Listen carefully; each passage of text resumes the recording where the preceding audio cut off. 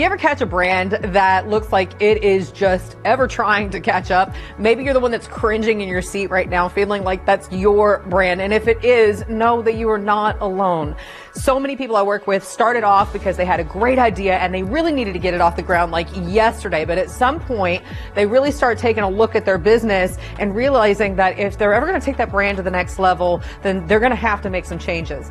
I'm Latricia Morris, brand revivalist and owner of Oxen Iron. And today we're talking about the top branding mistakes that beginners make so you can avoid them. Solid branding is an essential aspect of any successful business. It's a concept that beginners often overlook, misunderstand, or find overwhelming, but it doesn't have to be.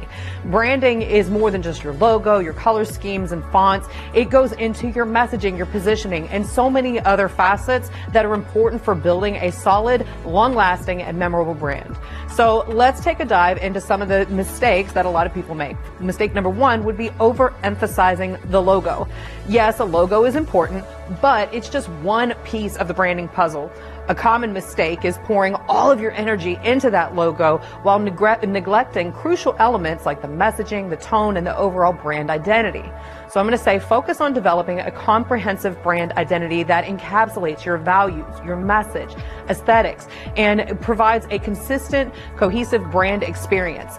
After these elements have been brought into place, that's when we're going to start to explore logo concepts that really resonate with what you've already crafted.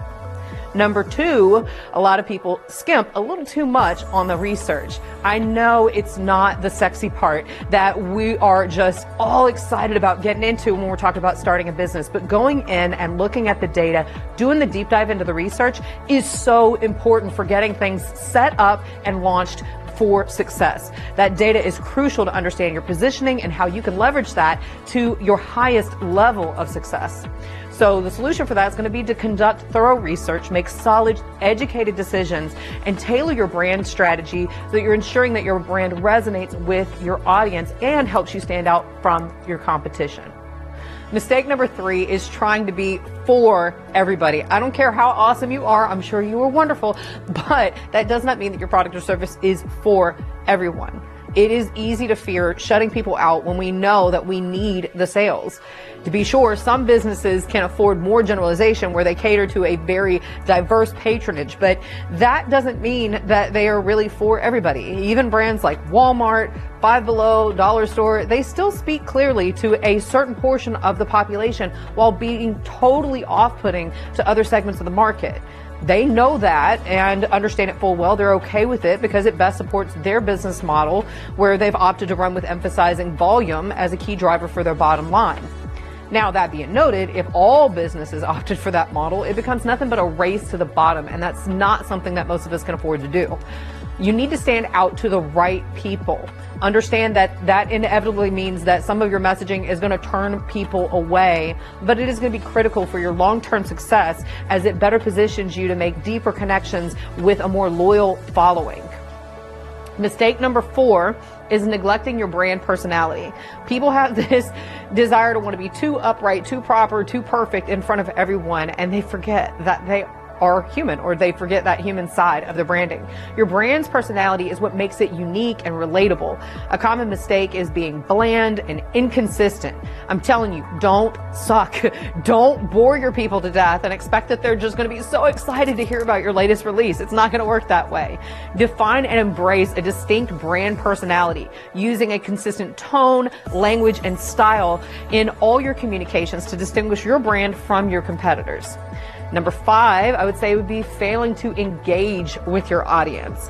Branding isn't a one-way street. It's not just throwing stuff out there, messages out there, wonderful quotes, and hoping that people catch on and follow. It's about building relationships with your audience. Many beginners overlook the importance of this. There's a saying like, if you build it, they will come. No, if you build it, they will ignore every lame sales pitch, a monologue dropped in their feed until you give them a reason to care.